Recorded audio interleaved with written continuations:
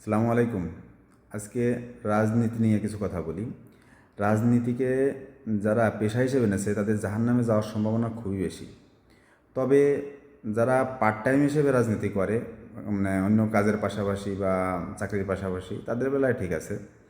কিন্তু যারা শুধু রাজনীতিকেই পেশা হিসেবে নেছে তাদের জাহান্নামে যাওয়ার সম্ভাবনা খুব বেশি। কারণ এদের আয়ের একমাত্র উৎস হচ্ছে জনগণের হক মেরে খাওয়া। এদের কোনো বাংলাদেশের কোনো রাজনৈতিক দল থেকে কাউকে বেতন দেওয়া হয় না। আল্লাহর শিরকের মতো গুনাহকেও খাস তওবা করলে আল্লাহ মাফ করবে, কিন্তু বান্দার হক যদি কেউ মাইরে খায় আল্লাহ সেটা মাফ করবে না। আর রাজনৈতিক দলদের এদের আয়ের উৎস হচ্ছে কাবিঘাট, টিআর, রিলিফ, অনুদান বা সংস্কারমূলক কাজ, উন্নয়নমূলক কাজ, এর থেকে কমিশন খাওয়া। কিছু জনপ্রতিনিধি আছে তারা নিজেরা খায় না, কিন্তু তার আশেপাশে যেসব লোকজন তাদেরকে খাওয়ার সুযোগ করে দেয়। বলে যে আমি হজ করে আসছি, আমি আলহাজ মানুষ, আমি এসবের খাই না, কিন্তু সে এটা খাওয়ার সুযোগ করে দেয় আশেপাশের লোকরে। এর গুণাও কিন্তু তার আমল নামায় যোগ হবে। ঠিক আছে। আরেকটা বিষয় আমি বলি, রাজনীতি যারা বড় বড় নেতার পাশে ঘোরে, গ্রাম পর্যায়ের কথা বলি, যারা 5 দিন বা 10 দিন ঘুরতেছে, 10 দিন ঘোরার পর হয়তো একদিন 2,000 5,000 টাকা দিল, এতে কি হয়? ওই টাকা সারা জীবন তার কাছে ঋণী হয়ে থাকবে। আরেকটা বিষয়, সে যদি কাজ করে ওই 5 দিন 10 দিনে কিন্তু সে 5,000 টাকা কামাইতে পারে। আমার দেখা মতে রাজনীতি করে প্রতিষ্ঠিত বা সমাজে খুব সম্মান নিয়ে আছে এমন কোনো লোক আমি দেখিনি।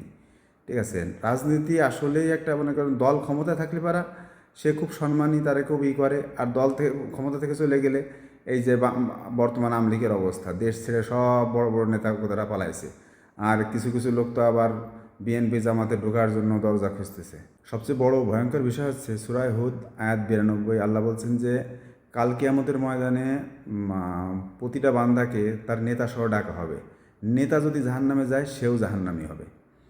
আওয়ামী লীগ যেমন শেখ মুজিবের আদর্শ লালন করে, বিএনপি শহীদ প্রেসিডেন্ট জিয়াউর রহমানের। আর ইসলামিক দলগুলো, জামাত ইসলাম, হেফাজতে ইসলাম বা চরমোনাই, এরা কিন্তু নবীকে নেতা মানে, এবং নবীর আদর্শ, ইসলামী আদর্শ, ওরা দেশ কায়েম, ইসলাম প্রতিষ্ঠা করতে চায়, ইসলামী শাসন বাংলাদেশে প্রতিষ্ঠা হোক, এটে চায়। নিজের ইচ্ছাকে আল্লাহর কাছে সমর্পণ করার নাম হচ্ছে ইসলাম, এবং নিজের ইচ্ছাকে দলের কাছে সমর্পণ করার নাম হচ্ছে রাজনীতি। একটা লোক যখন, সাধারণ লোক, সে যা খুশি তাই বলতে পারে, কিন্তু একটা রাজনৈতিক দলের নেতা, সে কিন্তু যা খুশি তাই বলতে পারবে না। কারণ মানে প্রতিটা কথা তার দলের পক্ষে যায় কি না সেটা বলতে হবে। যেমন আওয়ামী লীগে করা লোক, দেলোয়ার হোসেন সাঈদী মারা গেছে, ইন্নালিল্লাহ পড়ছে, অনেকে লাইক কমেন্ট করছে, তার জন্যই অনেক সরকারি লোকের চাকরি চলে গেছে, দল থেকে বহিষ্কার হয়েছে। আবার বিএনপিতে থাকা অবস্থায় কেউ যদি বর্তমানে যে বঙ্গবন্ধুর 32 নম্বর বাড়ি ভেঙেছে ওর জন্য কেউ দুঃখ প্রকাশ করে, বা আওয়ামী লীগের মধ্যে যেসব ভালো লোক আছে পলাতক বর্তমানে, তাদের পক্ষেও যদি কেউ কথা বলে, দল থেকে তারে শোকজ করা হবে। পরিশেষে এটাই বলি, আসলে যারা হযরত মুহাম্মদ সাল্লাল্লাহু আলাইহি ওয়াসাল্লামকে নেতা হিসেবে মানে সেই দলই করা উচিত। জামাত বা চরমোনাই, হেফাজত, যে দলই হোক, ইসলামিক দলকে সমর্থন করা উচিত নিজের জন্য, পরকালের জন্য। ঠিক আছে। আমি রাজনীতি করে আমি যদি পরকাল আমার বরবাদ হয়ে যায় তাহলে আমার লাভটা কী? এই আর কি। সবাইকে ইসলামের পক্ষে কাজ করার তৌফিক দান করুক। আমিন।